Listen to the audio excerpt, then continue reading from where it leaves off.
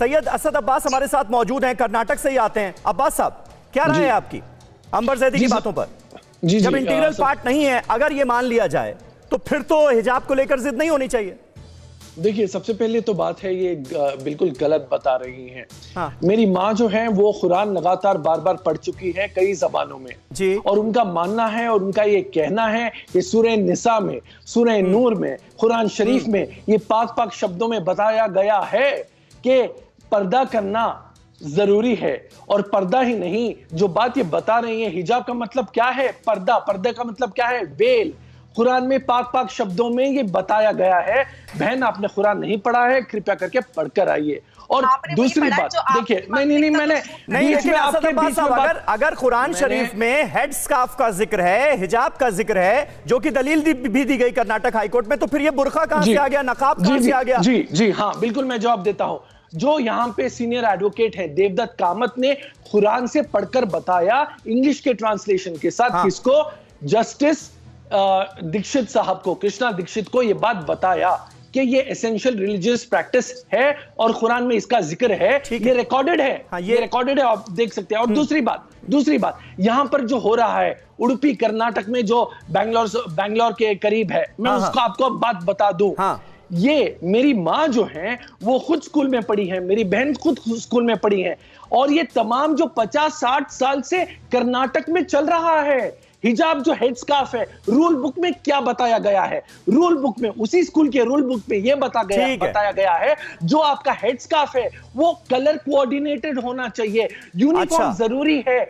और ये तमाम जो बच्चियां हैं, बहनें हैं, सभी यूनिफॉर्म पहन रही हैं। ठीक है, यानी यूनिफॉर्म ये बच्चियां पहन रही हैं, यूनिफॉर्म पहनकर ही जा रही हैं, जो स्कूल यूनिफॉर्म है, लेकिन साथ ही साथ हिजाब भी पहनना चाहती हैं, और आप कलर कोऑर्डिनेशन की बात भी कर रहे हैं। ठीक है, हिजाब विवाद पर इस बीच कर्नाटक हाईकोर्ट में आज भी सुनवाई होगी, कल भी सुनवाई हुई, आज भी होगी। हाईकोर्ट में आज सरकार का पक्ष रखेंगे कर्नाटक के एजी। कल हाईकोर्ट ने कहा था, बड़ी अहम बात कही, हम भावना से नहीं कानून से चलेंगे, संविधान ही हमारे लिए भगवत गीता है। यह बहुत अहम बात कल कर्नाटक हाईकोर्ट की तरफ से साफ की गई थी, और यह बताने की कोशिश की गई थी कि इस मामले में जो भी फैसला होगा वो भावनाओं के आधार पर नहीं होगा, देश के कानून के मुताबिक होगा। हमारे साथ जस्टिस सतीश चंद्रा इस वक्त मौजूद हैं। जस्टिस चंद्रा, यह मामला किस तरफ जाता हुआ आपको नजर आ रहा है? क्योंकि कर्नाटक हाईकोर्ट में इस मामले की सुनवाई चल रही है और केरल हाईकोर्ट का जो पुराना आदेश था उसका भी हवाला दिया जा रहा है। जस्टिस कृष्णा ने यह भी कहा कि कुरान में किन बातों का जिक्र है वो भी लाइए, हमारे सामने रखिए, और उसके आधार पर हम भावनाओं के आधार पर नहीं, कानून के आधार पर फैसला लेंगे। देखिए अब्बास साहब, ये जो कंट्रोवर्सी है ये तो बहुत माइनर नेचर की है। लेकिन प्राइमा फेसी मुझे लगता है कि जो इलेक्शंस हैं उसका फ्लेवर इसके ऊपर चढ़ा दिया गया है जी, और चढ़ रहा है।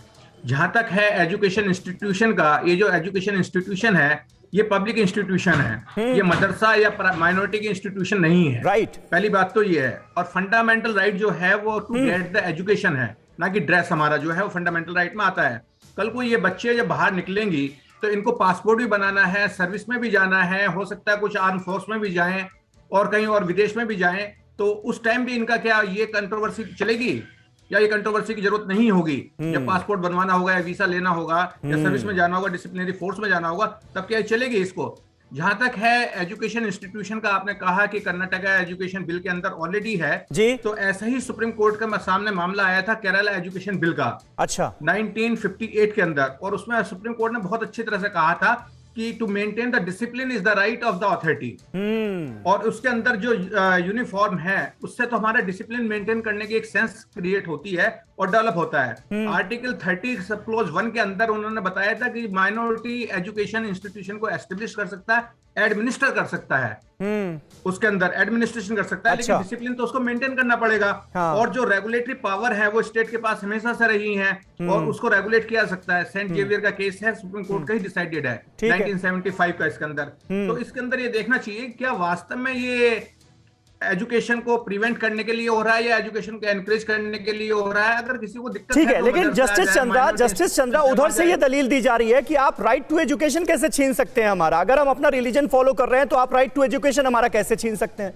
नहीं, राइट ऑफ एजुकेशन तो नहीं छीना जा रहा, लेकिन डिसिप्लिन तो मेंटेन किया जा सकता है। ठीक है, डिसिप्लिन मेंटेन करना, ये बहुत अहम बात आपने कही।